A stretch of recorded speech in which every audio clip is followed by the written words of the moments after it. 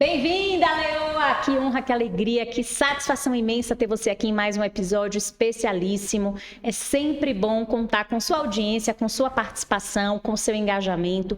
O episódio de hoje está incrível.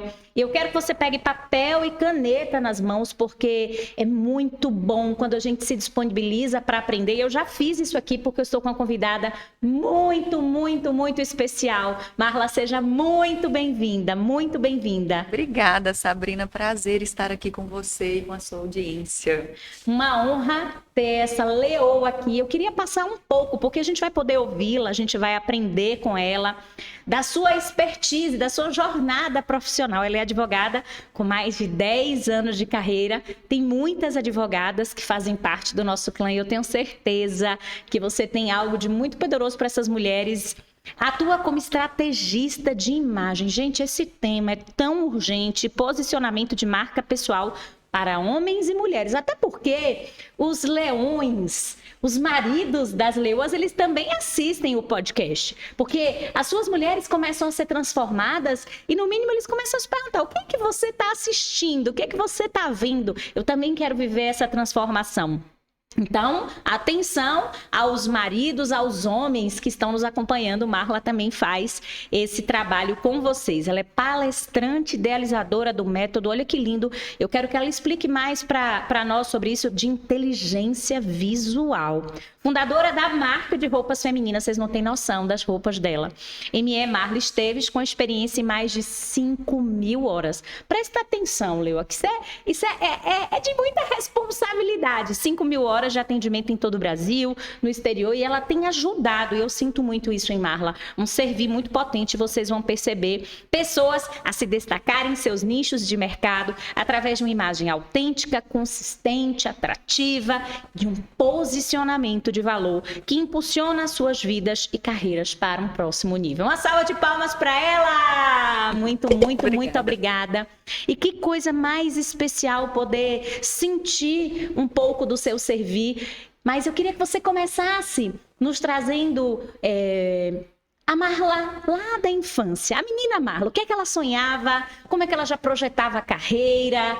Todas nós, enquanto crianças, temos muitos sonhos, né? E eu queria que você trouxesse para as nossas leoas, para a nossa audiência, um pouco desse momento inicial do seu despertar enquanto profissional lá atrás. Claro, vamos falar. É melhor que eu... Como você quiser. Você está em casa. Imagina que você está aqui numa mesa poderosa e você pode olhar para ela, você pode olhar para mim, como você desejar. Então vamos lá, sobre a minha história. É muito legal falar sobre isso, porque eu acredito muito que aquilo que a gente faz hoje está ou deveria estar relacionado àquilo que a gente sonhava na nossa infância. Eu sempre faço essa pergunta para os meus clientes. Eu falo: qual era o seu talento? Uau. O que você fazia muito bem na infância, que as pessoas te elogiavam, que você tinha muita facilidade para você fazer aquilo que você amava? Certamente isso está relacionado ao seu propósito de vida. E comigo não foi diferente. Foi pensando sobre isso que eu cheguei na carreira que eu atuo hoje. Uau, já tem uma chave aí. Foi pensando sobre isso. Exatamente quando as pessoas perguntam para mim propósito, ele literalmente ele está associado àquilo que a gente queria na nossa infância. Então foi essa reflexão. Mas voltando lá atrás, como você me pediu, a Marla criança, a gente vivia, eu vivia em um contexto muito simples. Os meus pais se casaram e foram viver na fazenda. Uau! Então, sabe aquela época em que não existia energia elétrica, não tinha televisão? Eu nunca me esqueço, eu estava me lembrando sobre isso esses dias. Sabe aquele ferro de passar a brasa? Lembro! A gente é daquela época e a gente entrega a idade porque não tem problema nenhum com isso. A gente está bem resolvida, né? Muito bem resolvida.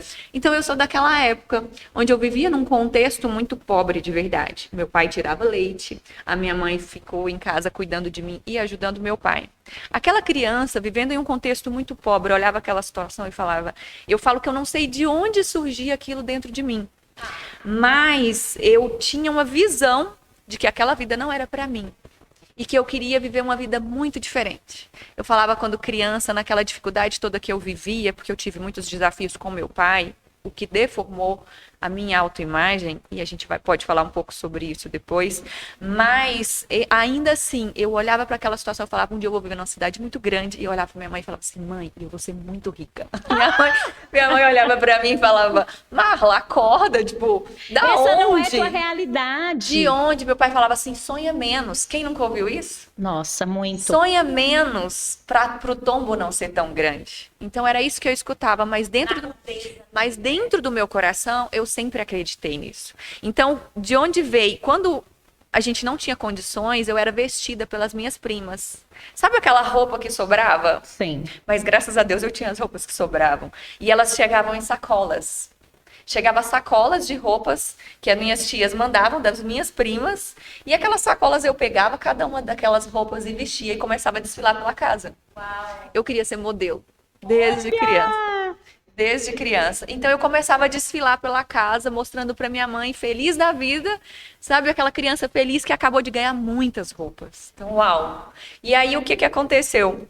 Nessa história, chegou um momento em que as minhas tias pararam de me dar as roupas. Porque elas começaram a vender. E eu lembro as roupas que eram destinadas a você. Para mim. Sim. E só que a nossa realidade ainda não tinha mudado. E eu me lembro de virar para minha mãe aos prantos e falar, mãe, e agora? Como que eu vou vestir roupa? O que eu vou usar?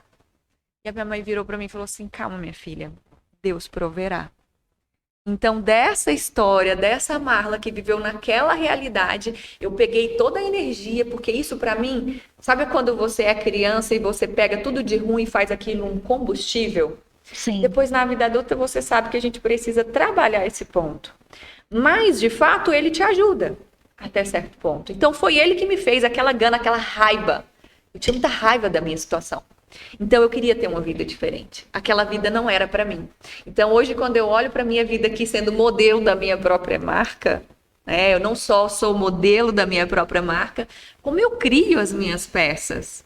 Então isso para mim foi uma chave muito grande que teve muitos desdobramentos. Nossa, é muito potente isso, porque tem relação com toda essa dinâmica que você trouxe, eu sei que de forma encurtada, porque os desafios foram muito maiores. Muito encurtada. Então, aquela menina que vivia naquele lugar simples e que passou por essas privações, ela já idealizava, ela sonhava ser uma modelo. E aí, você foi crescendo, foi chegando à adolescência, conta pra nós essa jornada, foi caminhando um pouco mais, e aí? Nessa jornada, eu preciso voltar um pouco nessa parte da autoimagem para você entender, né? Então, para as pessoas também poderem entender, e muitas pessoas passam por isso. Muitas de nós passam por essa autoimagem distorcida. Então, aqueles que deveriam reforçar quem nós somos, a nossa identidade, aquilo que a gente é capaz de fazer, infelizmente, são aqueles que muitas vezes fazem o contrário. E eu não estou aqui para julgar meus pais, eu estou aqui para contar uma história. Perfeito. Eu sou fruto dessa história e ela precisa ser contada para que as pessoas se vejam. E você aí aproveita tudo que eu falo para você, foca na sua história. Porque provavelmente existe algum pontinho que você vai ligar conexão. E que você vai ver que pode fazer sentido e que é possível sair desse lugar. Então, meu pai, ele era muito simples. Praticamente, minha mãe 20 anos, meu pai 22. Muito jovens, eram como os meus pais. Colocados em uma fazenda, em uma vida muito difícil, para criar uma criança que chegou no mundo, que não foi planejada. Então, essa criança não foi planejada. Essa criança cresceu ouvindo, meu pai queria um homem. Eu era chamada de meu menino, até que chegou um momento em que o meu pai começou a me humilhar. Então eu cresci escutando que eu era burra, resumindo, né? Burra, incapaz, não vai dar nada na vida, nunca vai ser ninguém e você nunca vai alcançar nada disso que você sonha. Então isso foi o que eu cresci escutando. Então ao longo da vida essa menina sonhadora ainda tinha que lidar com todas essas questões internas. Mas eu tinha uma mãe. Era um desafio muito grande, porque eu tinha um pai que batia e a mãe que assoprava. Sim. Então era um desequilíbrio muito grande, porque minha mãe ficava com dó e ela achava que passar a mão na cabeça era o correto. Mas a minha mãe... ela conseguia, né? Exato. Mas a minha mãe, ela sempre acreditou nessas loucuras que eu tive.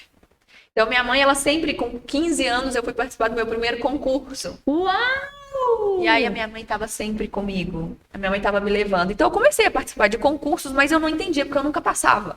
Falava... E aí sempre vem reforçando, não sou boa. A validação não daquelas histórias que você ouvia. Não sou boa, não sou o suficiente, eu me achava feia. Me achei feia por praticamente a minha vida inteira. A vida inteira. Eu olhava no espelho e eu não via quem eu Uma era de fato. distorção de imagem. Totalmente distorcida. Então, essa criança foi passando a vida acreditando nessas situações. E ao longo da vida, eu fui tentando, né? Eu tentava desfiles, eu tentava outras coisas, até que chegou a hora de que Mas você tem... olha que legal, tinha conexão com a menina modelo lá. O meu Era muito forte sempre em foi muito você, forte. mesmo diante de um contexto que te limitava, te colocava numa condição de que, de fato, aquilo não era para ti. Sim. Que poderoso. E aí você acaba esquecendo, né? Sim. A gente acaba esquecendo. Por quê? Porque a realidade bate a porta. E aí aquela frase, acorda para a vida, você precisa trabalhar porque você é pobre. Então, bate uma hora a realidade. Aquele sonho, ele vai sendo deixado de lado. E Sim. esse é o problema. Porque a gente acaba deixando de lado, já não sabemos quem somos. E ainda deixamos de lado aquilo que pode nos resgatar. De quem Deus nos criou. Porque nós somos essa tela em branco, printada pelos nossos pais. Mas a gente precisa buscar o projeto original. Então, foi ali que eu caí na advocacia. Eu pensei, eu não sou boa para nada. Eu era mais ou menos boa em história e redação. Vai direito. Né? Foi daí que surgiu essa escolha? Foi. Vai direito. Porque eu vou fazer o quê? Vou fazer moda? Moda naquela época. E ainda tem um discurso, principalmente a gente que vem de uma família muito simples, de uma projeção de que determinadas profissões são aquelas que vão dar o bendito dinheiro, né? Status. O status. E aí a gente, eu vivi isso que você viveu também, a gente olha para as nossas aptidões na escola, nossa, não consigo me dar bem na área de exatas, então eu descarto todas as dinâmicas que envolvem esses contextos, sobram as humanas e aí a gente olha e diz, direito. E aí, conta para nós, você foi prestar vestibular para direito? E aí eu fui para direito. Né? Antes disso, a minha mãe tentou me tirar da fazenda, me tirou, eu saí de casa com 13 anos. Uau! Saí de casa com 13 anos, então eu tive que amadurecer muito rápido. Eu tive essa questão do meu pai, que era um menino, eu tinha que ser macho. Uma energia masculina Energia alta. masculina total. Na minha cabeça, eu tinha que competir com o homem porque ele ia me admirar. Porque era isso que eu fazia com meu pai. Eu queria ser igual a ele, porque na minha cabeça, se eu fosse igual a ele me admirava, porque ele não admirava a minha mãe. Eu não via admiração pela minha mãe, porque minha mãe era fraca. Na minha cabeça, minha mãe era fraca, porque minha mãe era a que baixava a cabeça. Eu olhava ser assim, ser mulherzinha, eu não quero ser igual ao meu pai. Então a gente vai desenvolvendo essa força e isso nos leva para o direito também. Também. Isso também nos leva para o direito. Você se torna uma pessoa racional demais. O seu racional é totalmente ativado, o seu emocional esquece. Não faz sentido, não precisa. Se você olhar para ele, se você olhar para ele, você não vai chegar lá. Então a gente segue assim. E aí eu fiz o vestibular, minha mãe já tinha me tirado de casa já desde cedo para eu sair desse contexto, porque ela queria, ela fala para mim. E ela falou isso até recente, ela falava assim, eu queria de todas as formas te tirar daquele ambiente, te tirar das mãos do seu pai. E ela pagava um preço muito alto, porque meu pai falava assim, depois sua filha vai virar puta e aí você vai cuidar dela. E eu escutava tudo isso. Então eu crescia com uma vida muito retinha, muito certinha, não podia nem vacilar um pouquinho para cá nem para cá. Né? Então eu tive, claro, as minhas fases ali na faculdade. E aí na faculdade foi aonde essa autoimagem ela veio pior. Né? Então eu sempre me sabotei. Já tinha uma construção negativa da infância, muito reforçada, e na faculdade isso veio a se consolidar? Isso vem muito, por quê? Porque eu não prestava atenção nas aulas. Eu fugia da aula. Entendeu? Então eu fazia tudo para ser o quê? Burra. Para manter o padrão que meu pai falou que eu tinha. Eu falo que eu não sei como que eu dei conta de formar. No último ano que você tá trazendo eu pra tinha nós. tanta dependência que eu não sei como que eu dei conta de fazer. Mas aí tá o gatilho que hoje eu olho para trás. Quando eu queria, eu sempre dava conta. Mas eu tinha que voltar para o padrão que meu pai me falou. É como a gente fala, é como se tivesse um avião. Ele levanta, voa, ele chega a certa altura, é ligado ao piloto automático. Se eu vou de São Paulo para Minas, ele vai no piloto automático. Se a gente encontra uma turbulência, ele vai sair, mas ele vai voltar para a rota. Que foi essa programação que foi instalada. Sim. E assim somos nós. Então a rota era essa. Eu posso até tentar vir um pouco para cá, mas eu vou voltar pro padrão. Eu preciso continuar sendo burra para manter o pacto que eu fiz com meu pai. Senão não pertenço. Senão eu me desconecto demais. E é muito poderoso isso, Leoa, porque na lógica do pertencimento e de sermos amadas e leais, a gente faz isso num modelo de total inconsciência. Total inconsciência. E aí você chegou lá no final do curso com essa dinâmica. Muitas matérias pendentes, mas aí chegou um determinado momento que você falou algo tão lindo que já valeu o podcast. Quando a gente quer, efetivamente, a gente consegue. Você acha recursos, não tem jeito. O problema é essa programação. O problema é só ela. E quando eu terminei a faculdade, eu fiz faculdade em Patos de Minas.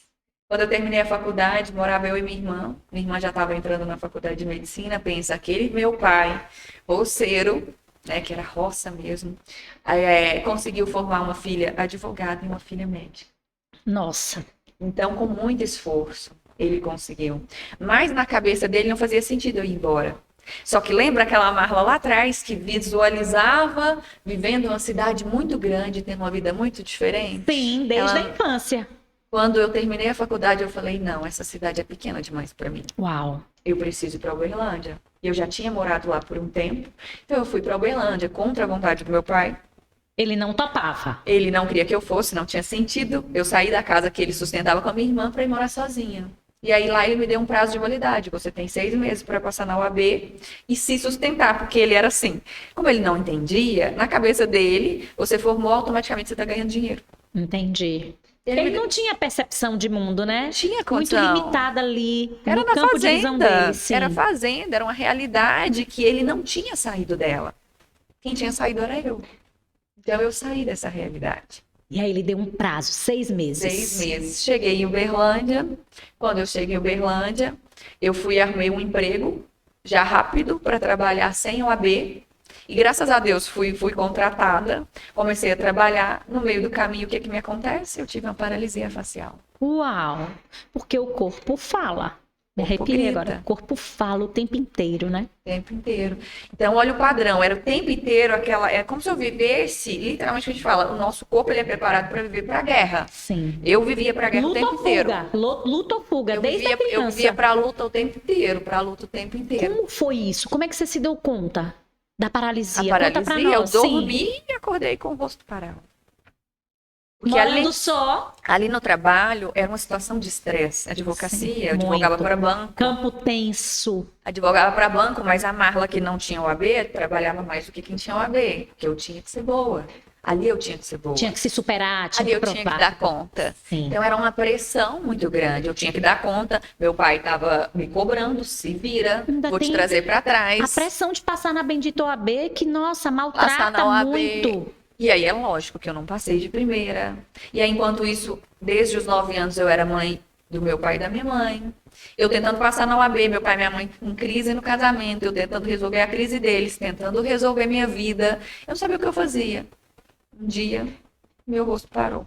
Nossa Senhora. E aí eu tive que dar conta, porque esses mesmos pais que viviam na fazenda, eles continuavam na fazenda. Então, mesmo eu longe, eu tinha que dar conta de qualquer coisa que tivesse. Se eu fosse, na época de escola, ter que se mudar de escola, era eu que mudava. Era eu que fazia. Não tinha aquela história de pai e mãe, indo ali, fazendo tudo, era participando. Você. Era eu. Ou eu fazia, ou eu morria. Ou voltava para trás. Voltar para trás nunca foi uma opção. Desde aquela criança, nunca existiu plano B. Nunca existiu plano B. Era sempre chegar aqui. Era sempre chegar no destino que aquela criança tinha traçado.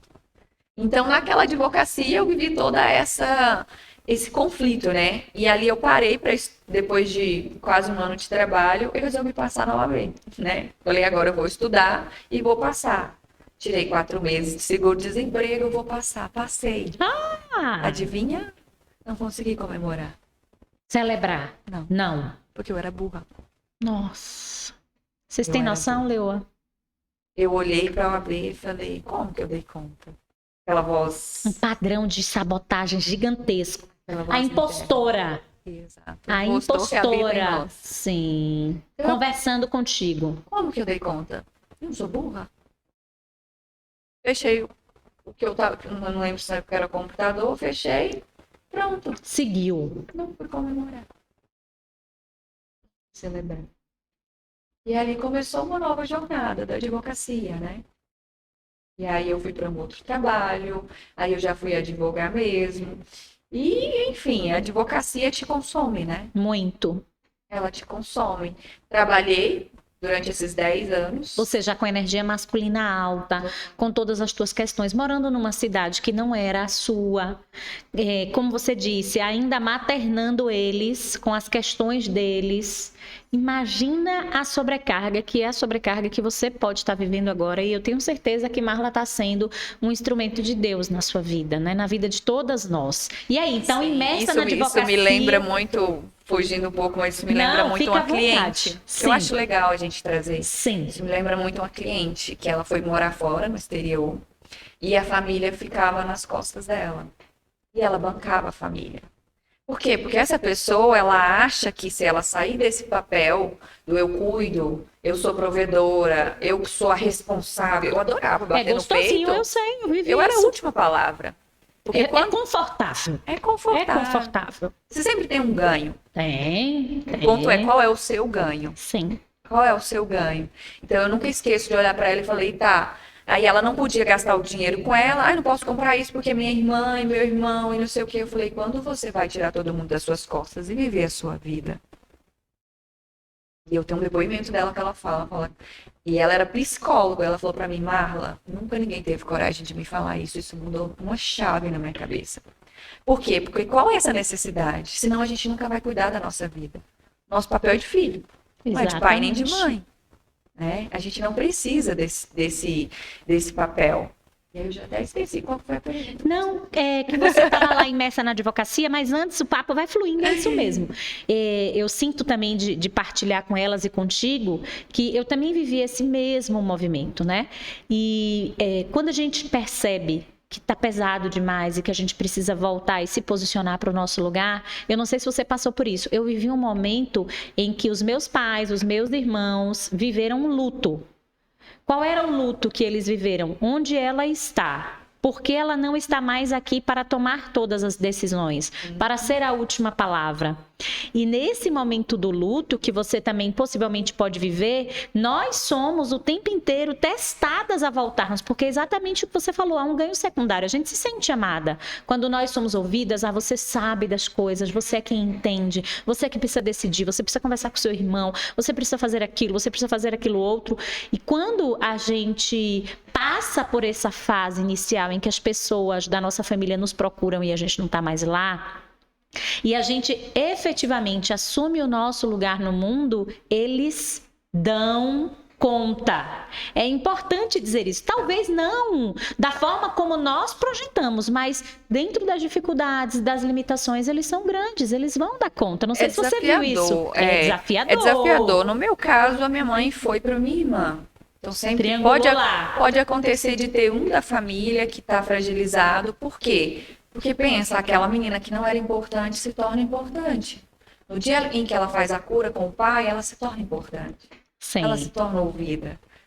Pelo menos ali ela tem valor, nesse ponto. Então você acha legal manter isso. Só que aí a sua vida. Como que você vai dar conta? Eu estava tentando ser advogada, cuidar da minha vida, viver aquilo que eu estava naquele momento, mas ao mesmo tempo eu tinha que cuidar de uma família. Era um jogo muito desigual.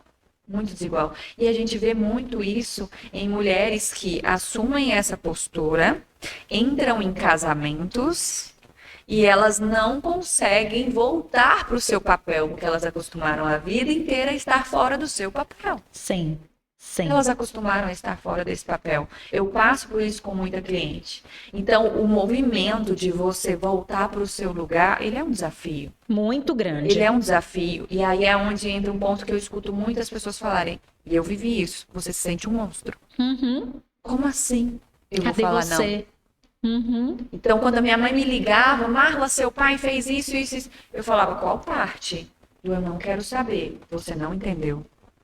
Eu tive que tomar essa postura. Eu desligava o telefone chorando. Eu sabia que ela estava chorando do lado de lá. Doía em você, claro. Mas foi o movimento necessário. Assim como uma mulher. Ah, mas se eu não fizer, ele não vai fazer. Tá, então que ninguém faça. Ninguém faça.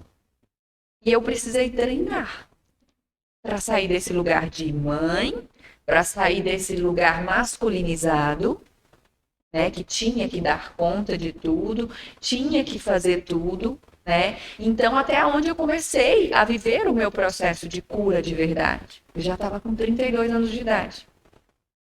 32 sim, anos. sim. E quando foi essa chave? Porque, como você está dizendo, você estava ali na advocacia, esse campo tenso, tendo que performar, com essa dinâmica, tentando já mudar um padrão de comportamento, de posicionamento familiar. Qual foi? Claro que não é um só, mas o que você sente dizer para a gente? Porque eu sei que tem mulheres que estão nesse mesmo movimento. O que foi trazendo para você essa necessidade cada vez mais presente, mais pulsante de sair daquele lugar? Porque até então você estava já, como você está dizendo, num modelo profissional, você advogava, agora você já tinha sua OAB, apesar das feridas, das dificuldades da tua autoimagem, de se perceber num modelo de crença diferente. O que aconteceu nesse momento?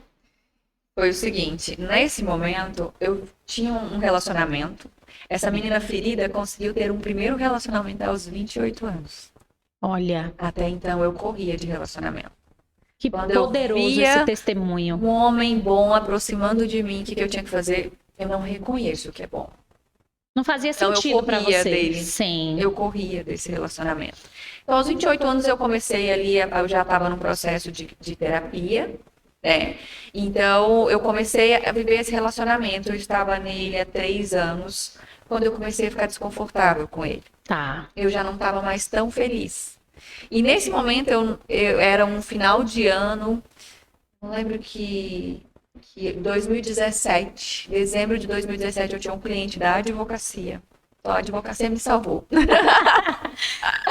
Tinha que ser como foi. Eu tinha um cliente da advocacia que chegou para mim e me entregou o livro do Paulo Vieira, O Poder da Ação. Sério? Que poderoso. De presente de Natal, na nossa última reunião de encerramento. A gente foi bater ali tudo que estava acontecendo na empresa dele. Ele foi e falou, Marla, eu fiz um curso, vou te dar um livro. A hora que eu olhei o livro, falei, autoajuda? Tá bom, né? Levei o livro. Energia masculina. Levei o livro, balela. Quando eu levei o livro para casa, no início do ano, aquele ano já começou a ficar mais intenso o relacionamento, que eu não estava feliz. Eu olhei para o livro olhou para mim, eu falei, acho que é a hora de ler ele. E esse livro, ele foi a porta de entrada para tudo. Então, ali, quando eu cheguei na parte da autorresponsabilidade, se pudesse dar uma palavrinha que mudou a minha vida, foi a autorresponsabilidade. Porque até então eu era vítima de toda essa história. Sim. Eu era vítima do que o meu pai fazia. Culpados, né? Eu era vítima do que o meu pai fazia. E na época tem um detalhe. Essa mulher que tá com a energia masculina era grossa, era agressiva, era reativa. Rígida. Brincava que eu dava patada no vento. Rígida, tensa. Rígida, total. Não tinha leveza na vida. Então, ali eu já estava começando a melhorar. Mas as pessoas tinham medo de mim. E eu gostava. Porque a forma que a tua criança encontrou de se sentir respeitada e de se proteger. Me proteger. Comigo não. Aqui não. Você não vai me ferir de novo. Eu não estou mais disponível para ouvir tudo que eu já ouvi. Você não vai me ferir. Então, eu era essa mulher. Então, quando eu ganhei esse livro, comecei a viver meu processo, eu olhei e falei, caramba, eu não posso mais culpar meu pai por tudo que ele fez comigo, porque eu escorava. Ah, meu pai é assim. Falo mesmo, não estou mentindo, eu repetia. Quantas pessoas repetem as frases dos pais e acham que são suas? Sim. Por quê? Porque eu nunca parei para refletir e pensar o que é meu, o que não é meu. O que eu quero levar e o que eu não quero levar. Entende? Então, quando eu fiz essa reflexão, que eu li esse livro, eu falei, eu preciso mudar minha vida. E aí, no livro fala do método CIS, e eu falei, eu vou fazer esse método CIS. E eu fui para a cidade dele fazer o método CIS. E quando eu fui para resolver o relacionamento. Tá. Não imaginava o desdobramento que isso teria. Que top! Não imaginava o desdobramento que ia ter. E ali você começa a aprender muito sobre crenças. Que você tem acreditado sobre si mesma. Qual é a historinha que você se conta? Qual é o papel que você assume para a sua vida? Sim. Então, eu fui, a hora que vai caindo, que você faz a roda da vida, que você olha todas as áreas da sua vida, você fala, caramba, onde eu tô me colocando? E você concorda que eu consegui até muito? Concordo. Daquela história toda? Nossa! Foi muito. Foi muito. Foram muitos os ganhos. Muito. Muitas as conquistas, mesmo diante de todo aquele contexto. Tudo Porque isso. talvez, diante do que você trouxe para nós, você não tivesse nem saído da roça. A ideia do meu pai, sabe qual era? Aham. Fazer até a 8ª série e casar com um roceiro. Pois é. Essa foi a frase. A construção, vamos imaginar assim, natural, seria de que você ficasse por ali mesmo. Então era cumprir Vizinha de seu pai, de sua mãe, cuidando de alguma coisa a mais. A programação. A programação do meu pai O pra mim. projeto. Tá ótimo você fazer até a 8ª série, tá ótimo. Graças a Deus, minha mãe não deixou. E ela deu ouvidos à minha insanidade, né? De querer viver uma vida diferente. Então, por mais que ela não conhecia essa vida, ela quis que eu tivesse. E aí, nesse processo, eu comecei a me olhar de uma nova forma. Eu lembro que eu voltei para casa, porque o Paulo Vieira fala muito sobre você realmente treinar até se tornar. Sim. E aquela frase ficou na minha cabeça. E ali ele falou uma frase que ela reverberou durante um ano. E disso veio a minha transição de carreira. Quando você faz o que você ama, aliado ao seu propósito de vida, a chance de dar errado é mínima. Até então, eu sabia o meu propósito. Porque um dia lá atrás, com 14 anos, eu ouvi que essa história ainda iria curar muitas mulheres. Ia curar muitas pessoas. Ok, mas o que eu amo? Não sei. Não sabia. A gente se perde, né? A gente se perde. Por quê? Porque eu não sabia nem quem eu era. Então ali começou um processo. Então eu cheguei em casa, troquei todo o meu armário e falei, agora eu vou treinar. Eu quero ser advogada de sucesso, eu vou ser advogada de sucesso. Até então você estava lá no seu mundo jurídico ainda. Tava total, era o que eu tinha. Resolveu o relacionamento? 2 meses depois terminei. Era o que eu tinha. 2 meses depois ainda caí numa relação abusiva. Nossa, ainda precisava, né? Porque você começa a fazer algo e acha que tá ótimo. Que já tá bom. Tá tudo certo. É uma jornada. É uma jornada. É processual. E eu caí. Pra gente que vem do direito, é processo. Existem processos. Processos. Você Camadas, fases. A gente é uma cebola, né? Eu vou descascando à medida que eu tô pronta. Isso. E quando eu caí nessa relação, ali foi o gatilho para eu de fato sair do lugar. Tava falando sobre isso ontem, que eu precisei sim viver isso. Eu precisei. Para que eu pudesse olhar para uma mulher que não sai de uma relação que não tá legal, que nem é abusiva, e entender. Porque aquela Marla antiga, como assim? Eu viro as costas e saio andando para qualquer homem, como que você não consegue? Era difícil pra você, né? Não conseguia entender. Então eu precisei viver para olhar para uma mulher hoje que senta comigo na consultoria, eu olho nos olhos dela e falo, eu sei o que você passa. Vamos olhar aqui para sua identidade. Porque está na nossa identidade. Então, quando eu saí dessa relação no fundo do poço, a autorresponsabilidade de novo. Se esse cara veio para minha vida, algo em mim, eu estudava muito física quântica, Sim. algo em mim atraiu esse homem, esse padrão. E o que foi? Eu preciso saber. E aí eu comecei a minha busca insanamente. Tudo que tinha que não fosse contra as minhas crenças, eu fazia. E aí entra a chave que eu falo do autoconhecimento. Ali você começa a jogar luz. Você começa a jogar luz. Ok, quem que eu venho sendo? Grossa, reativa, agressiva. E você tem que ter muita força para assumir isso. Sim. Porque você escuta as pessoas falando, mas você fala, isso não tem nada a ver. Mas ok, quem que é isso? Isso é do meu pai. Eu quero mesmo ser essa mulher? A Marla que ama pessoas combina com essa mulher? Não combina. Uau. Então eu preciso trabalhar isso. E eu trabalhava semanalmente. Essa semana eu não vou dar patada. Você se treinava. Eu comecei a me treinar. Eu não consigo te ver assim, imagina. Nem consegue mais. Eu não consigo te ver assim. Você era aquela que dava patada? Total. Eu era nova, trabalhava com um cara de 40 anos de idade, ele tinha medo de falar comigo. Imagina. Ele passava o dia inteiro dando voltas, pensando em como ele ia falar, porque se fosse um assunto Era delicado, brava. Sim. eu não tinha, é aquela pessoa que não tem lado.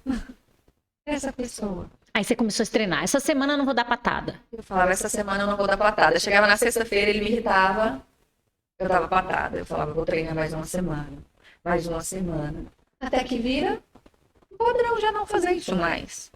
Aí você começa a estudar inteligência emocional. O que é inteligência emocional? Sou eu dominar as minhas emoções e não ser dominadas por ela. Então eu comecei a estudar. Eu mergulhei mesmo. Estudei Daniel Goleman, foi aonde eu peguei esse ponto da inteligência emocional, de me dominar, para poder transmitir aquilo que eu preciso para as pessoas. E ali começou a minha jornada. Então ali eu comecei a viver. Aquela Marla que precisava só trabalhar. Sim. E não podia ter descansar, porque a gente não pode descansar, você é pobre, você precisa trabalhar, você não pode ter feriado, você não pode descansar, você tem que trabalhar mais que todo mundo. Dinheiro é duro, não dá em árvore, nem pensar. E a gente vive uma era de mulheres exaustas. Eu vivi muito isso. Eu não me permitia sentar, porque eu achava que ia faltar algo. É uma cura muito potente. É muito forte. E a gente precisa olhar para esse lugar. Quando eu tirei esse peso, eu falei, gente, tudo que eu viver esse ano, eu vou viver. Uau. Foi o ano que eu mais ganhei dinheiro na advocacia. Tá vendo? E aí eu ganhei dinheiro, gastei todo o dinheiro viajando e vivendo, e morei no apartamento que eu queria, e troquei o carro que eu queria, e fui viver. Quando chegou no final do ano, eu olhei para isso tudo e falei, tá, eu ganhei dinheiro, deu certo, mas eu continuo sem estar feliz. E aí, o que eu vou fazer com isso? E aí eu comecei. E aí depois, como eu tinha vivido essa questão do abuso, na relação abusiva, eu terminou o ano, sabe aquelas promessas de final de ano? Sim. Eu fui pro método CIS de novo, em novembro, eu acho. Fui pro método CIS. Do método CIS, no segundo método CIS, 3 meses depois eu fui fazer janeiro ali, as promessas. Eu tenho um ano para decidir o que eu vou fazer, mas aqui eu não vou ficar. E eu comecei a pensar o que eu vou fazer. Vou embora para fora do país? Se eu for para fora, eu vou fugir de um problema. Então, vamos resolver. E aí eu comecei a buscar. Eu falo que as respostas que eu procurei a minha vida inteira vieram em 3 meses depois do método CIS. Uau! E aí me veio por causa de quê? Aquela pergunta. Peraí, agora eu sei o que eu amo. O que a Marla criança amava? Eu brincava de desfilar. Eu amava aquilo. E aí eu falava, tá, mas o que eu vou fazer com isso? Porque a gente precisa desenhar para que em algum momento aquilo vai ligando com outro ponto e aí vai fazer sentido. Você tem que se fazer perguntas. Mas a principal pergunta é quem é você? Quem você vem sendo é de fato quem você é? Ou é o que disseram que você era? Isso é a luz. E as máscaras que você foi pondo para suportar as feridas que foram sendo trazidas e abertas ao longo da jornada. A gente vai virando personagens. Muitos. E a gente muitas vezes, é exatamente isso que você falou, se olha no espelho e não se reconhece mais. A gente não sabe quem a gente é. E é muito potente isso que você está falando, porque muitas mulheres me procuram para encontrar o propósito. Vivemos a era do propósito. Eu quero encontrar meu propósito. Só que não dá para a gente encontrar o propósito sem a gente saber quem é. A base é a identidade. A gente hoje vive uma inversão de pirâmide. A gente tem a base na identidade, a gente tem capacidades, dons, talentos e a gente tem o merecimento. Mas como muitas vezes os nossos pais nos condicionaram a só sermos algo ou termos algo a partir do que merecemos, a gente inverteu essa pirâmide. Então a gente está lá no merecimento, as capacidades estão meio flutuantes e a gente não sabe quem é. Ou então está ancorado na capacidade. Ponto. Do fazer. Do fazer. Fazer um monte de fazedora. Exatamente. De executora. Que bate no peito e fala, eu faço mesmo. Eu faço mesmo, eu faço muito. Essa era a minha frase. Ai de mim se não fosse eu. Eu faço e aconteça. E isso também é gostoso. Sim. Dentro desse lugar, né? Sim, você se sente poder. É o poder. É o poder. Só que é isso que você falou. A gente assume tantos personagens que você se torna um personagem. Total. Só que o personagem, ele é o oposto da autenticidade. Exatamente. E aí as pessoas têm medo de quem é autêntica. Hoje eu sinto, às vezes, pessoas têm receio, como a gente estava falando, receio de chegar perto de mim. Por quê? Porque a autenticidade incomoda. É como se ela fosse tão real que gerasse essa distância, né? Sim, a autenticidade incomoda. É alguém que eu vou falar não pra você porque eu quero falar não, porque vai contra aquilo que eu acredito. Tá tudo bem. Eu já tive amigas que ela queria que eu desse uma opinião pra ela sobre algo. Eu falei, eu não vou te dar. E tá tudo bem. Sim, eu esperava isso de você. Eu não sabia Muita que eu não podia expectativa. contar com você. Eu falei, você pode contar comigo, mas essa opinião eu não vou te dar. Você precisa refletir. E depois ela vem e agradece. Então é sobre isso, é a gente realmente entender quem nós somos, mas existe uma chave poderosa também. Eu posso desenhar quem eu quero ser. Eu posso desenhar quem eu quero me tornar. Entende? Porque eu decidi. Ok, essa não sou eu. E aí eu peguei e entendi que parte minha é meu pai, 50% é meu pai, e eu não vou rejeitar. Porque aí muitas pessoas erram. Eu não quero isso. Tudo que eu rejeito cresce. Sim. Se eu rejeitar essas características dele, Eu vou ser igualzinha. ter elas dentro de mim. Então eu integrei 50% do meu pai, eu aceito. O que eu vou pegar dele? Até então eu comecei nesse processo de cura anular minha força. Aí é um ponto perigoso. Porque você começa a querer curar e você anula a sua força. Só que você esquece que foi ela que te fez chegar até aqui. Sim. Não fosse ela, você não teria chegado onde chegou. Então, Nós não teríamos chegado. Eu vivi parte desses processos também, porque é uma desconstrução. Você está se descobrindo ali no processo. Agora quem que eu sou? A gente tem Existe que um bug. A gente tem que desaprender. É muito gostoso desaprender, porque... É desafiador. É desafiador. Mas Não é ao mesmo muito gostoso. Mas gostoso, pensa comigo. O que eu chamo de gostoso? Se permitir. Isso não nos deixa infensas da dor. Mas a dor nos leva ao crescimento. É muito desafiador. Eu falo que eu brinco que ele não é gostoso porque, assim, vai doer mesmo. Vai doer mesmo. Só que eu escolhi a dor da mudança. Sim. Tudo é escolha. Sim. Hoje eu colho o fruto dela. É isso. Agora é gostoso. É isso. É sobre o processo, ele é desafio. Sim. Mas agora é um processo que vale a pena. Vale. Vale a pena. Porque você olha pra trás e fala, caramba, igual você falou, eu não te imagino assim. Mas eu era. E tá tudo bem, tinha que Eu ser como fiz uma foi. escolha. Sim. Porque me disseram que eu era assim. Então, quantas pessoas estão na profissão que não é pra ela? Por quê? Porque disseram que ela tinha que ser. E que Minha ela mãe- era boa naquilo. Que ela era boa naquilo, porque você tem que fazer aquilo. Então, quantas pessoas estão em casamentos porque disseram que aquilo era bom? E você nunca para pra pensar, o que é bom? Encargos, empregos, patentes, posições, O que é bom? estilos de vida. Então, a gente precisa, de fato, integrar essas partes, entender, eu sou 50% do meu pai, 50% da minha mãe. Mas qual parte eu quero levar hoje? E você foi fazendo isso nesse momento. Eu fui fazer...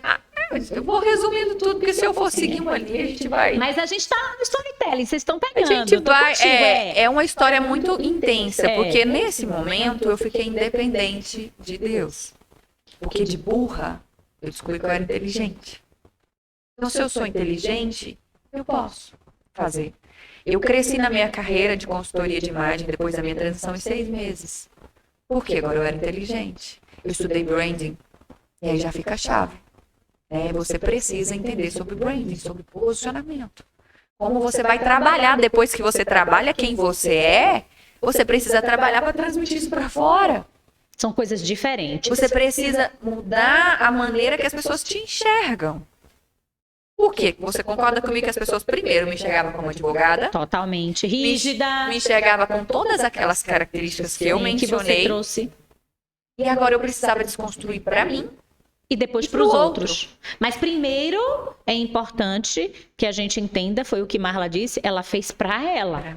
Porque eu percebo que muitas pessoas também, e você trabalha com isso, você é uma amiga expert nisso, elas fazem o movimento inverso. Elas fazem para o outro, mas elas ainda não se identificam.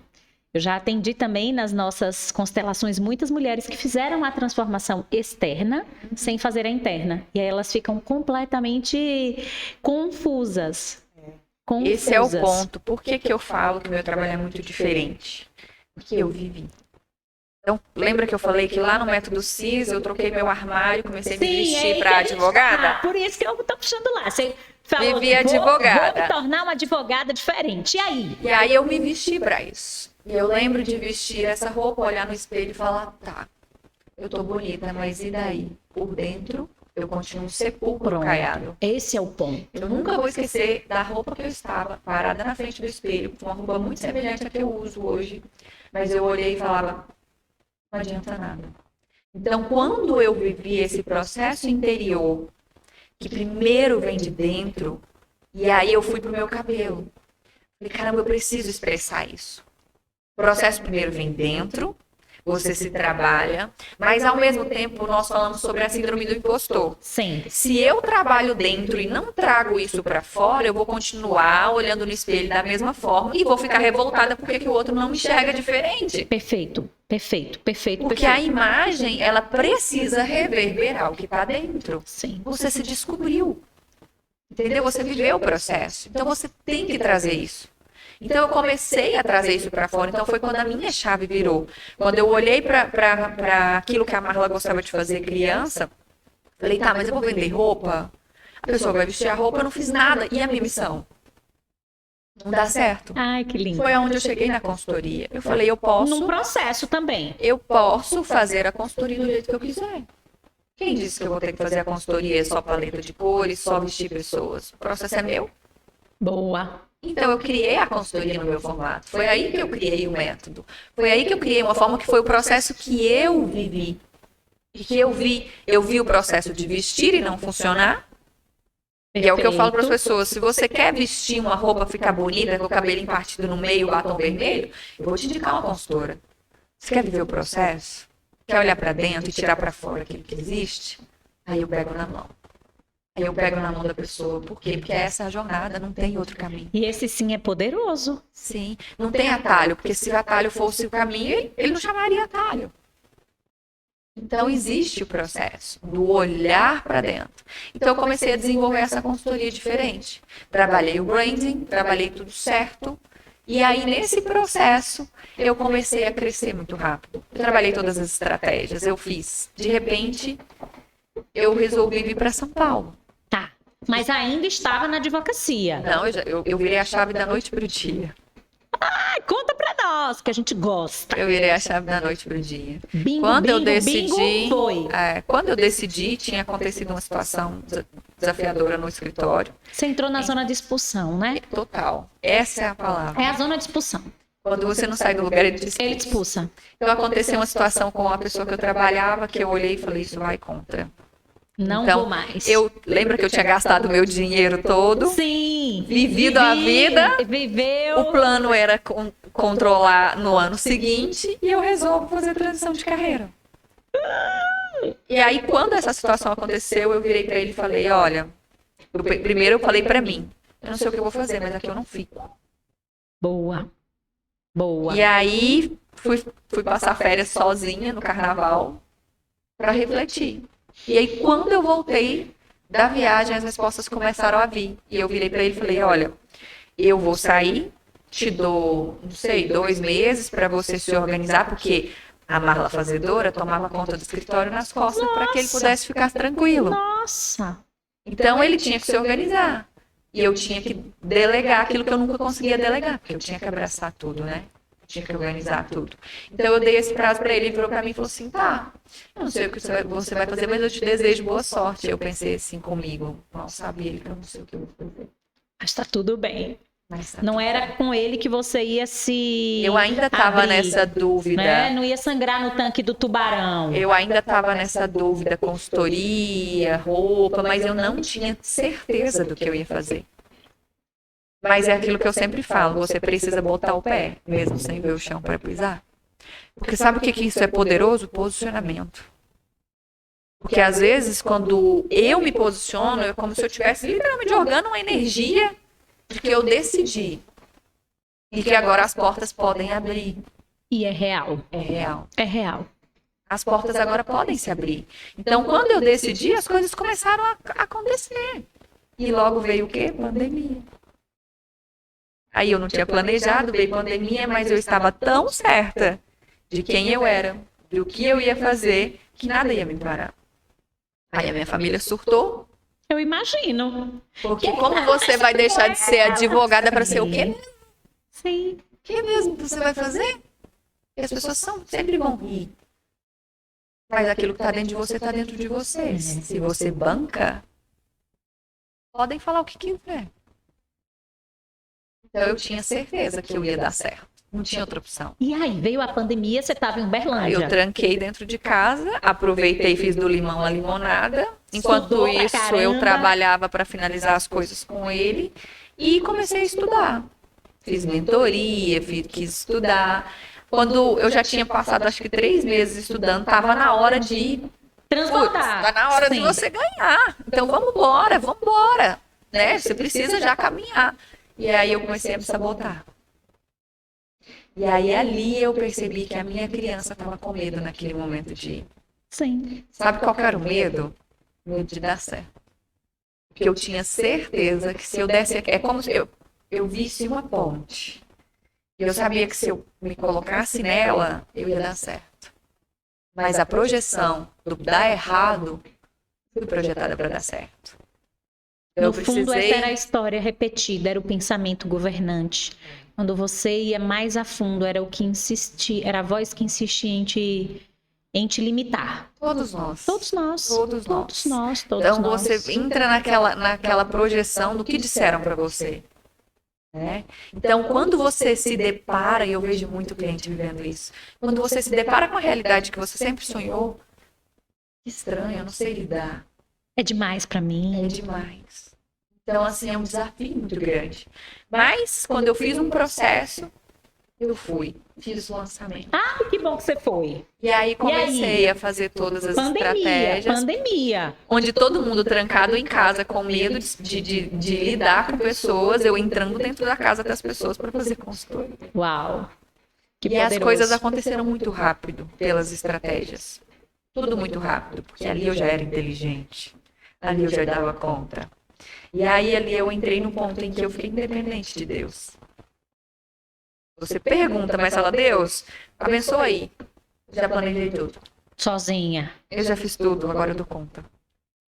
Eu entrei numa frequência, assim, de ser muito good vibes, muito tranquila, muita estratégia, muito tudo. Virei uma pessoa completamente diferente ali naquele processo. E foi quando eu decidi ir para São Paulo. Eu vim atender um cliente em São Paulo. Ele me trouxe para fazer uma sessão com ele de fotos. Quando eu pisei em São Paulo, que eu olhei aquilo, eu falei, a minha criança. Cidade grande, as coisas acontecendo rápido. É aqui. Esse é o mundo que eu quero estar. Em 2 minutos de conversa, a mulher já queria me apresentar para não sei quem, que ia me apresentar para não sei quem. Eu falei, cara, é aqui. E aí, Mar? E aí eu encontrei uma pessoa que me provocou no meio do caminho. Eu comecei a atender aqui. Eu comecei a ter clientes agenda aqui. Lá e aqui. Em São Paulo. Comecei a ter a agenda todos os meses. E aí encontrei uma pessoa que virou para mim e falou assim, tá, Marla, mas São Paulo a coisa funciona muito rápido. Você quer que eu te indique para um cliente? E aí você vai vir daqui um mês? O cara já desistiu. Ele não vai te esperar quando você vem. Uau! Pra quê? Eu voltei pra casa, foi 2 meses. Nada programado. Nada pronto. 2 meses. Trabalhei 2 meses escondido no off, até que eu fui ter coragem de contar pros meus pais que... Peraí, imagina a cena. Você deixa 10 anos de advocacia. Status, advocacia, tudo. Todo o combo. Como diz meu pai, as 2 faculdades que ele pagou de direito, né, por causa das dependências. Sim. Joguei o dinheiro dele fora. Agora estou fazendo consultoria. E aí, eu não tinha agenda de domingo a domingo. Eu trabalhava de domingo a domingo. Você estava no seu fluxo mesmo existencial. em pandemia. E aí, de repente, você vai largar tudo para ir para São Paulo? Sozinha? Ainda era resquício de pandemia, né? Sozinha? Como assim? Eles surtaram. Eu imagino. Eu vim. E quando chegou aqui, quem surtou foi eu. Porque aqui eu realmente tive que lidar com aquela criança. Quando eu cheguei, uma coisa é você pegar essa programação e dar um passo. Outra coisa um salto. é você saltar. Ali a minha criança bugou. Totalmente. Eu me vi sentada no sofá, sabendo todas as estratégias que eu tinha que fazer. E que você já estava aplicando até então. Mas, de uma certa forma, Travei. você estava ali numa zona que já era uma zona conhecida. Você Travei. Eu sabia tudo que eu tinha que fazer e não conseguia fazer nada. Travei. E aí eu fui olhar para dentro de novo. Porque até então eu já tinha parado um pouco o processo. Agora deixa eu fazer. Preciso fazer um pouco. Porque quando a gente entra nesse flow da cura, né? Como a gente disse, fica muito instável. Fica. Então esse foi a minha... Até então eu achava que eu tinha vivido um processo. Mas Começou ali. Mas ele de fato começou há 2 anos atrás. Quando eu mudei para São Paulo. Um pouco mais de 2 anos. Porque aí é a questão. Já viu no business a gente fala erra rápido, conserta rápido? Eu tenho essa meta para a vida. Então você descobriu, vai rápido curar. E aí eu não tinha tempo. Não tinha tempo. Sozinha, cidade grande, tudo. Vendi carro, vendi apartamento que eu tinha. Eu desfiz da minha vida inteira, queimei a ponte e fui. Eu te entendo. Queimei a ponte e fui, simplesmente assim. E aí entrei no processo. E aí sabe o que foi mais forte para mim de chave? Que ali eu precisei lidar com a minha criança. E quando eu tive que lidar com as dores dela, eu não dei conta. Olha que louco. A adulta não deu conta e eu olhava, como que ela deu conta? Como que ela conseguiu? Como que eu tô aqui? Como que eu dei conta? E aí você entrei num ponto de fragilidade. Porque eu falo que eu entrei no NEM. Eu não sou aquela antiga Marla. Tá. Mas eu também não sei quem que eu tô sendo. Quem que eu posso ser. Faz sentido. Eu fiquei no meio do caminho. É como eu brinco com as clientes, a roupa nova. A roupa velha não me serve. Porque a minha versão mudou. Mas eu ainda visto a roupa nova e ela ainda não me cabe. Porque eu olho no espelho e eu ainda não me conecto com aquela imagem. Esse é o processo. Total. Esse é o processo. E no meio desse caminho, Deus, eu brinco que ele me trancou dentro de uma caverna. Para viver um processo com ele. Ok. Eu deixei você ir até aqui. E quando tu entrou nessa caverna, me corrija se eu estiver errado, eu acho que vocês podem perceber isso, como você pôde trazer para nós, tu venha nesse fluir de agora eu sou independente de Deus, né? Faz sentido? Era isso? Exatamente. Eu fui totalmente independente. Só que o meu propósito lá atrás era impactar pessoas, não era comigo. É com aquilo que Deus colocou dentro de mim. Eu tenho um chamado muito além do que aquilo que eu imagino. Entende? Então, quando a gente tem um chamado, Deus ele vai nos fechar. E aí? É como se eu brincar, é como se a gente tivesse uma corda na cintura que ele deixa você ir. Ele é pai, você não deixa seu filho ir às vezes? Sim. Mas chega uma hora que você tem que falar, pra ver até onde ele meu vai. filho, agora eu preciso te trazer de volta. Sim. Foi esse o processo. Então, num apartamento em São Paulo, sozinha, Deus tirou tudo e todos. Ali eu não podia contar com ninguém.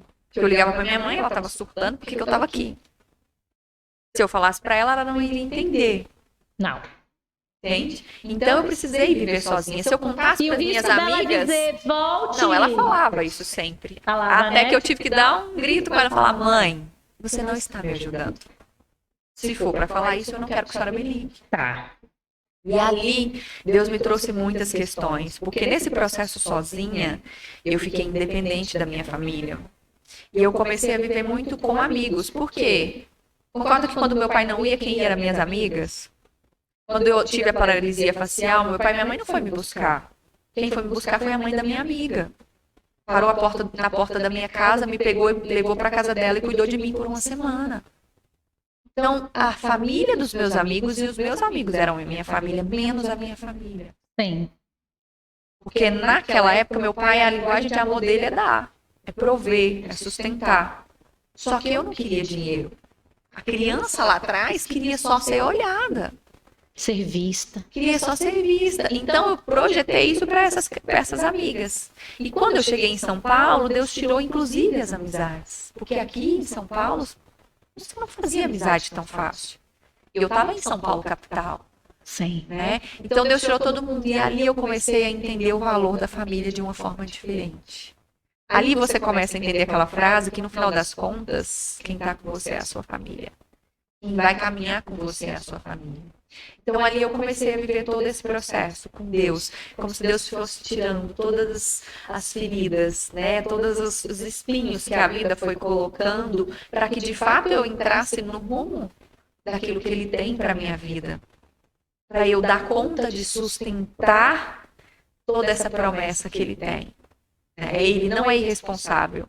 Então às vezes a gente fala, Deus, mas por que isso ainda não aconteceu? A gente não tem musculatura para isso. Então Deus foi desenvolvendo a minha musculatura. Deus foi estabelecendo as ordens de prioridade. Isso é identidade. Deus foi estabelecendo as ordens de prioridade. Quem de fato eu sou? E aí você começa a questionar, inclusive, aquilo que você acreditava lá na infância. Literalmente o bug que você tem nesses processos. Sim. Até que você começa a se enxergar com toda a potência que você tem, com tudo que Deus depositou em você. Aí você tem um outro olhar para a sua história e fala, caramba, como que ela deu conta?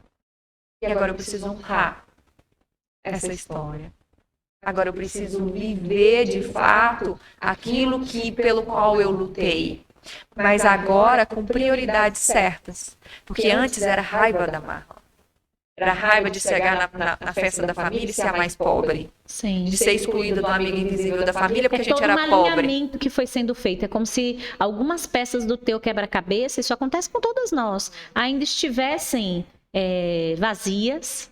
E a gente vai fazendo esses plugs, né? Para que exatamente a gente possa ter a ativação daquilo que Deus nos prometeu e projetou conosco antes daquela tela em branco, como você comentou lá no início. Agora a gente volta para o projeto original. Então agora a motivação não é ser rica, deixar de ser pobre. Com raiva, com rancor, com dor. A vida não precisa mais ser na raça. E que outra coisa, Amar?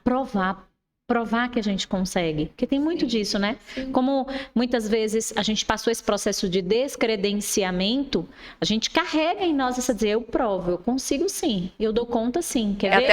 Até um combustível, né? Falar duvido era um combustível. Era um combustível. Então você é muito louco. Eu nunca vou esquecer da sensação de olhar para a situação e falar, meu Deus, tá leve. Não precisa ser difícil. E aí você entra nessa tranquilidade que é tão gostoso, mas aí você precisa agora desenvolver as novas habilidades. Sim. E aí entra o ponto que eu falei lá atrás, que a gente não pode esquecer. Existem coisas que foram depositadas em nós que nos fez chegar até aqui. Eu também não posso esquecer de fato essa força. A minha determinação, o sangue nos olhos. A garra. A garra. Mas ao mesmo tempo isso pode ser leve. Então você começa a encontrar a sua nova forma. De repente aquela roupa que está desconfortável, porque antes eu não vestia, ela começa a encaixar no corpo. Aquele pijama antigo que você vivia e não joga fora, você já não quer ele mais. Você quer um novo, porque você merece um novo.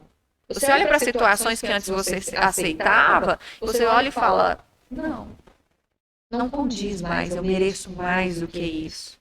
Então você começa a alinhar aquilo que a gente estava falando mesmo. A base, né? Do ser, do fazer e do ter. Exatamente. O ter, ele vai vir de consequência daquilo que eu derramo, daquilo que eu cuido, da motivação certa. Então Deus precisou fazer todos esses ajustes. Sozinha, num apartamento em São Paulo. E como é que você começou a... Foi processual, não foi do dia para a noite, claro, nunca é.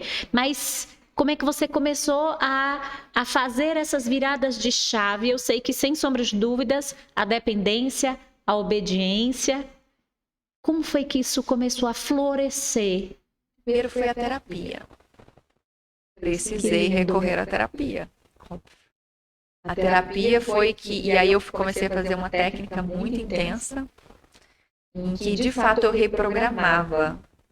E aí eu falo que ali eu abri uma caixa de Pandora. Sim. Ali eu abri coisas que eu via, e uma delas, por exemplo, é o abuso, que muitas mulheres vivem, que eu também precisei viver para hoje entender quem passa, ou quem passou. Eu entendo os padrões que te levam a esse lugar. A esse lugar. Então, uma das coisas mais fortes foi essa.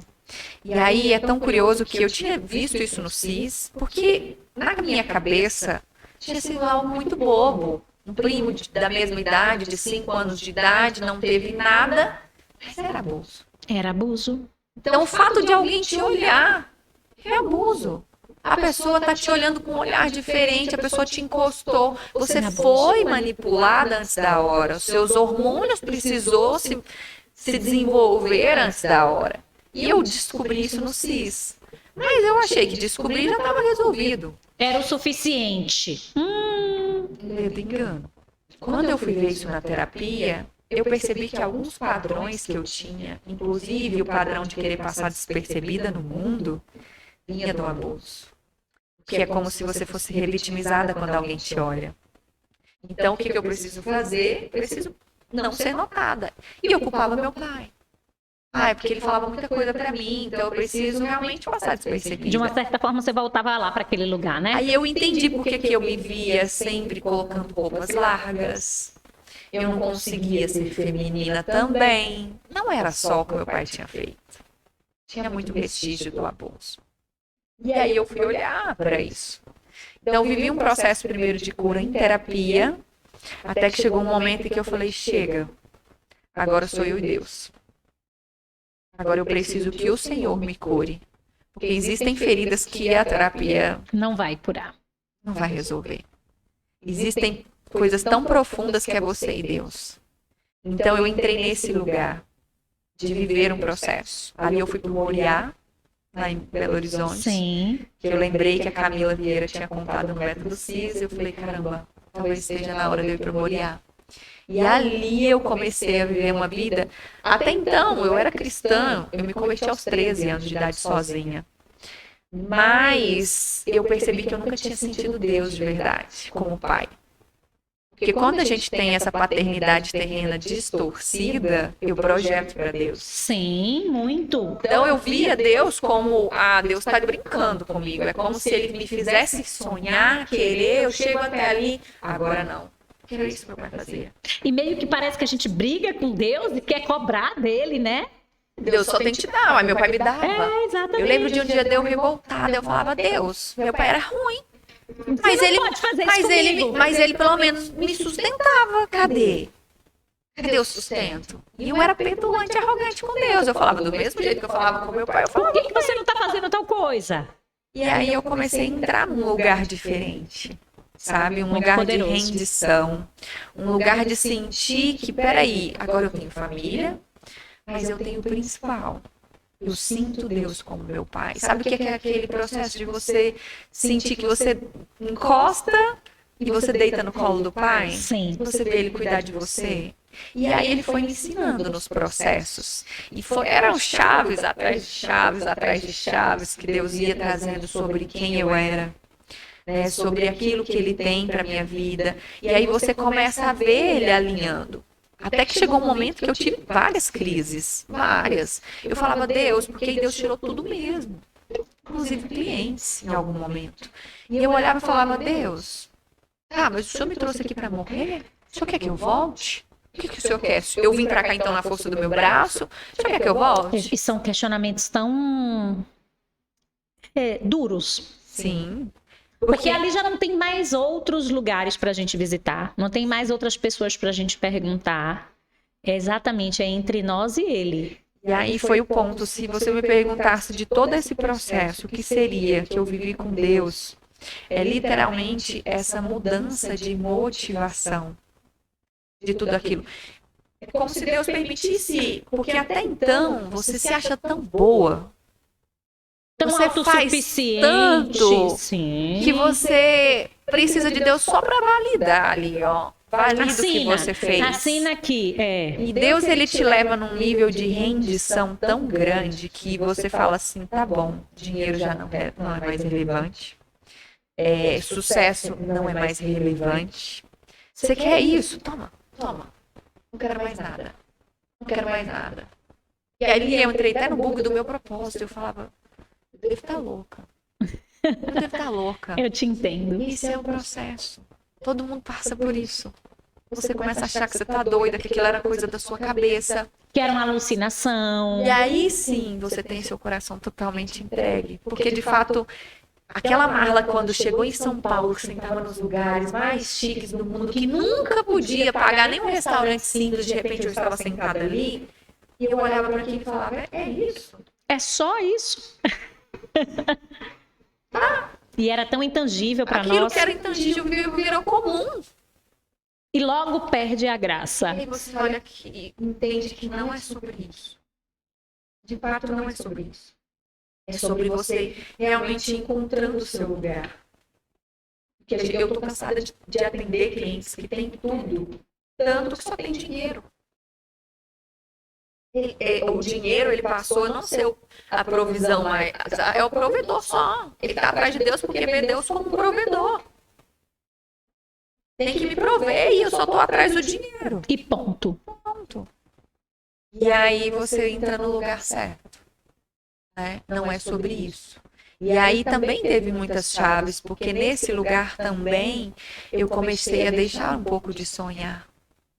E aí ali Deus me mostra que aqueles pontos, aquela gana, aquela vontade de vencer, Ele depositou em mim também. O ponto é alinhar a motivação. A gente precisa estar com as motivações alinhadas.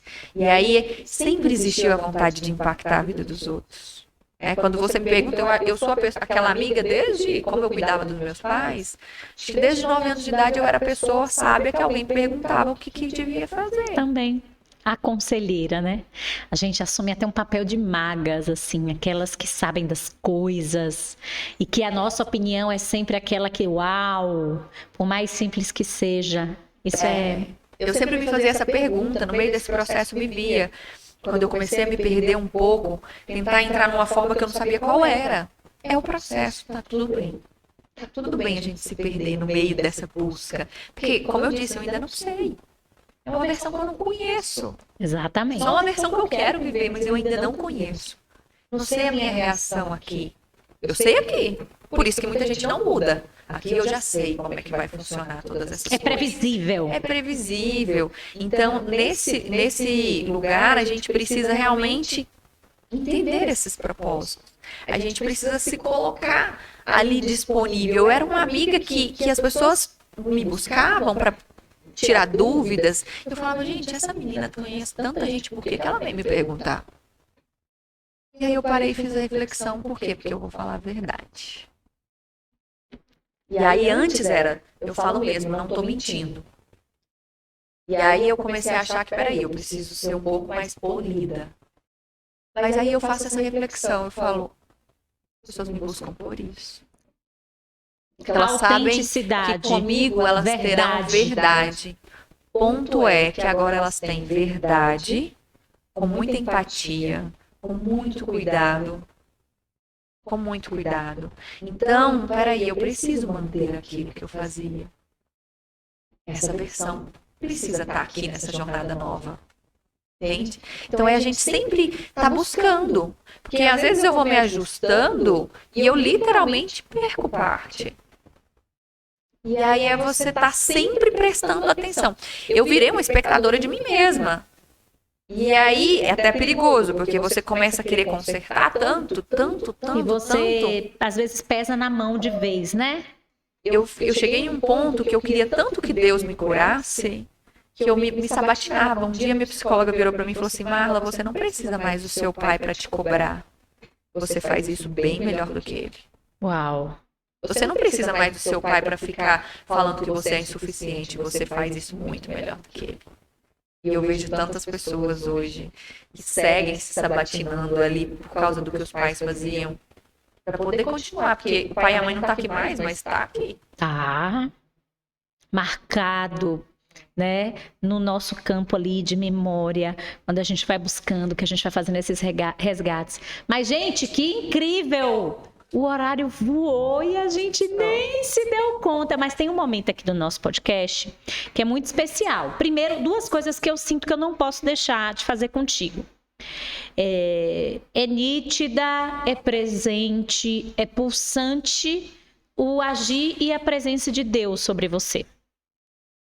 Então, você trouxe muito dessa construção lá da menina dos 13, sozinha, de todas essas dinâmicas.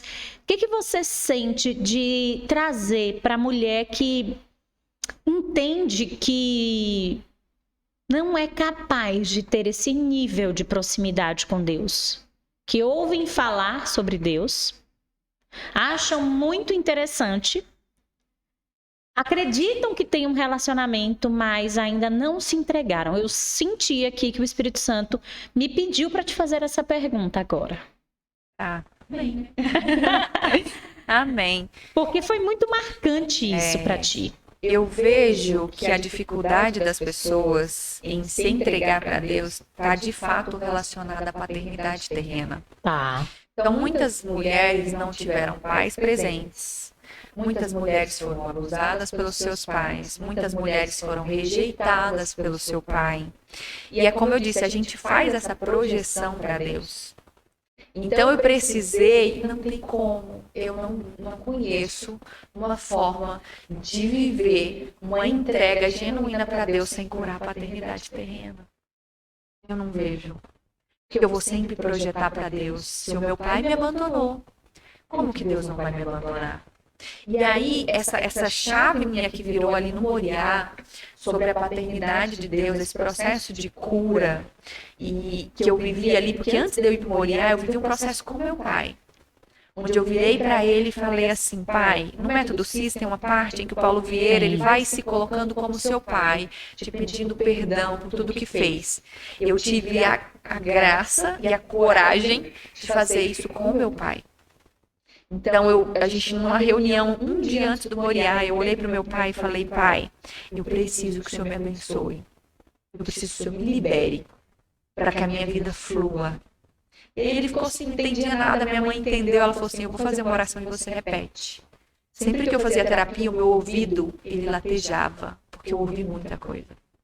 E aí meu pai começou a falar nesse ouvido. O que sua mãe dizia? Que ele me liberava, que ele me abençoava. Uau. Você não me deve nada, eu não te devo nada. E ele foi falando, ele foi me abençoando, eu acredito em você. Então, eu tive esse privilégio de viver esse processo. E logo em seguida eu fui para o Moriá. E aí ali, eu sendo cristã há 20 anos, eu percebi que eu nunca tinha sentido Deus de verdade. Eu ouvia Deus. Eu era uma pessoa que profetizava para o outro, eu tinha a sensibilidade de olhar para o outro, Deus me falar, né? Como o Espírito Santo falou com você aqui.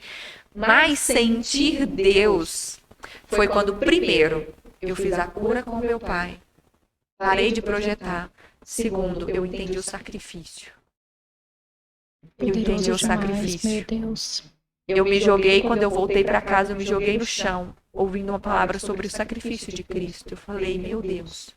O Senhor entregou, eu nunca vou esquecer desse dia, o Senhor entregou o seu filho, por mim que o Senhor nem sabe, nem existia. Sabe, o Senhor fez uma entrega, para que hoje eu estivesse aqui e eu estou desperdiçando a minha vida. Eu estou desperdiçando a minha vida chorando com pouca coisa. É até injusto, né? Eu estou aqui chorando com pouca coisa. Sabe? E eu comecei a viver isso. E eu, de fato, deitei no chão. Fechei o meu olho e falei, Deus, me abraça. Deitada em posição fetal, ali ouvindo o louvor. Eu falei, Deus, eu nunca senti uma presença como aquela. E desde então essa presença se tornou constante. Porque Deus, ele não rejeita um coração quebrantado. E Deus não é aquele ser sublime. Às vezes a minha mãe fala pra mim, mas você conversa assim com Deus? Eu falei, eu converso, ele é meu pai. Senhor, Deus dos exércitos celestial. Né?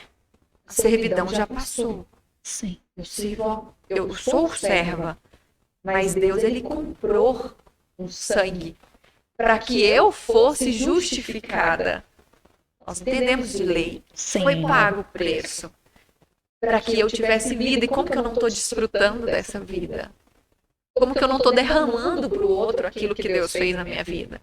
E aí eu entro nesse processo do lugar que Deus realmente desenhou para mim, na dependência dele, de fazer aquilo que ele quer, de ser obediente a ele.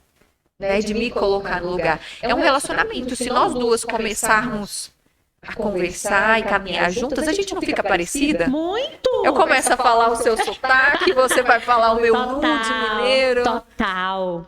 A gente fica parecido. E aí eu comecei a entender esse processo e eu falava, eu preciso pedir ao Espírito Santo que me torne cada vez mais parecida com Cristo. Como Cristo vive. Eu comecei a ter uma busca, e tem que ter busca. Tem que ter relacionamento. Disponibilidade. Tem que ter relacionamento. Você precisa ser conhecida pelo seu pai, né? E você precisa conhecê-lo. Ai, muito bom. E aí a gente busca, quando o Espírito vai nos revelando, como que Cristo era. E aí a gente vai entrando realmente, olhando para as pessoas de uma forma diferente, não só porque eu vivia aqueles processos, mas porque como Cristo olharia.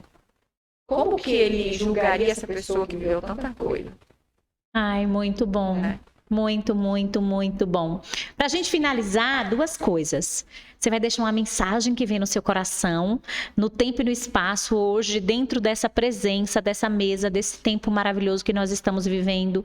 E que daqui a 10 anos, 15 anos, alguém vai nos assistir, isso é muito curioso, e vai dizer, nossa, a Marla naquele dia, sentada à mesa com Sabrina, ela trouxe essa chave. E essa é uma frase, é uma mensagem não combinada, que não está no script, que vem justamente do seu coração para esse momento. Se eu pudesse sempre falar algo para as pessoas, era realmente sobre viver esse autoconhecimento. É sobre realmente você jogar a luz e perguntar, quem eu venho sendo é de fato o projeto original que Deus criou para mim? E começar a encarar o processo, a se entregar de fato e a viver o processo. E aí a gente precisa, e é o processo que eu vivi, mas a gente nunca pode esquecer que o processo de cura envolve, a gente é um ser tricotômico, corpo, alma e espírito. Então eu preciso cuidar das minhas emoções, daquilo que desenharam sobre mim, sobre as minhas capacidades, mas eu preciso entender que ai de mim se não fosse ele.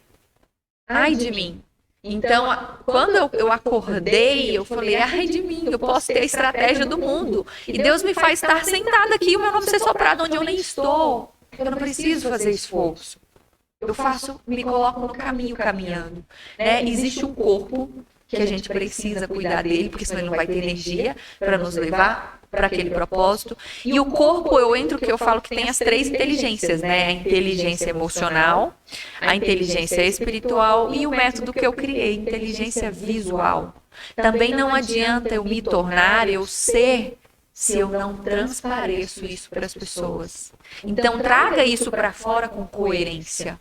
Deixa a sua mensagem em tudo que você faz. Em tudo que você faz. Seja intencional em trazer para fora primeiro para você. Perfeito. Para que você se olhe no espelho e você fala, você tenha orgulho daquilo que você enxerga. E que ainda que você veja defeitos, você comece a olhar para você de uma forma com mais amor. Porque se você não se amar, como que você vai cobrar amor do outro? As pessoas te tratam exatamente como você se trata. Então essa é a mensagem final. Agora, a gente quer encontrar a Marla para conhecer mais do seu trabalho, sim, para contratar a sua consultoria, para viver esse processo com você. Na descrição do vídeo a gente vai colocar os canais, seu Insta, mas tem mulheres que já querem ir logo, não querem nem conferir a descrição, então você pode deixar todos os canais. Como é que elas vão te achar? Quem está assistindo esse podcast no Spotify, no YouTube, a gente dispara em todos os nossos grupos das 9 turmas e de toda a comunidade, que é a comunidade das Leoas Despertas. Então fala onde é que elas vão te encontrar, porque vai ser muito especial poder viver essa experiência com você, uma jornada, né? A gente precisa se permitir. Então fala aí pra nós. É verdade, a gente precisa se permitir. Eu brinco que quando as pessoas se permitem, querem viver essa jornada, é literalmente pegar na mão, porque eu sei esse lugar. Eu sei esse lugar de não se ver, eu sei esse lugar de botar uma roupa e não se sentir bem. Então eu sei quando a cliente está olhando no espelho, ainda não estou confortável, eu sei. Então essa é a pessoa que realmente pegar na mão, Eu sou a pessoa que vou pegar na sua mão e te entregar para um novo nível, para uma nova versão. Então, você pode me encontrar nas redes sociais. Hoje eu tenho o meu Instagram da consultoria de imagem e meu pessoal também, que é Marla com 2L Esteves. E tem o Instagram também da marca de É isso que roupa. eu ia te falar, para você falar da marca de roupa, do Instagram. Sim, hoje eu sou Entrega para modelo. todo o Brasil. Hoje eu sou a modelo da minha própria marca, no final das Simples assim. contas. Eu me realizo como criança, vestindo as minhas próprias Entrega para o roupas. Brasil inteiro. Entrega Brasil inteiro. Não tem limitação geográfica, hein, Leoa? Não, e eu vou adorar vestir você, porque eu falo que as minhas roupas, todas elas têm esse significado. Tudo tem Uau. significado. Cada peça tem um nome com significado. Ai, Então eu vou adorar vestir, ver mulheres de todo esse Brasil e mundo afora vestindo essa roupa, se sentindo poderosa. E aí é me.marla Esteves. E ali tem o link com o meu WhatsApp, você já fala direto comigo. E eu vou adorar receber vocês que vieram aqui nesse Ai, podcast. maravilhosa, muito obrigada. Que seja, a partir desse podcast, um novo tempo na sua vida. Que novas portas sejam abertas, as portas abertas para você. Eu vejo a sua marca, eu vejo essas roupas, eu vejo a sua mensagem ultrapassando as fronteiras do Brasil, alcançando muitos lugares no mundo, porque é de verdade, é potente, Deus está presente. E Ele diz, sim, filha, é exatamente isso que eu quero para você. E é muito, muito, muito especial poder conviver com você, aprender com você. Então sigam essa leoa, curtam, comentem, compartilhem. Muito obrigada, Marla, de coração. Obrigada a você, adorei o nosso papo. Espero ter gerado muitas reflexões. Sem dúvida. Eu até parei de anotar porque eu queria ficar tão centrada em você. E depois, normalmente, eu reassisto, vou pegando as chaves e vou anotando. E é muito especial. Gratidão. Obrigada. Um beijo, Fiquem com Leoa. Até Deus. o próximo episódio. Foi, deixa eu cortar lá. E depois, Cris. Você gostou? Adorei. O que você achou da história?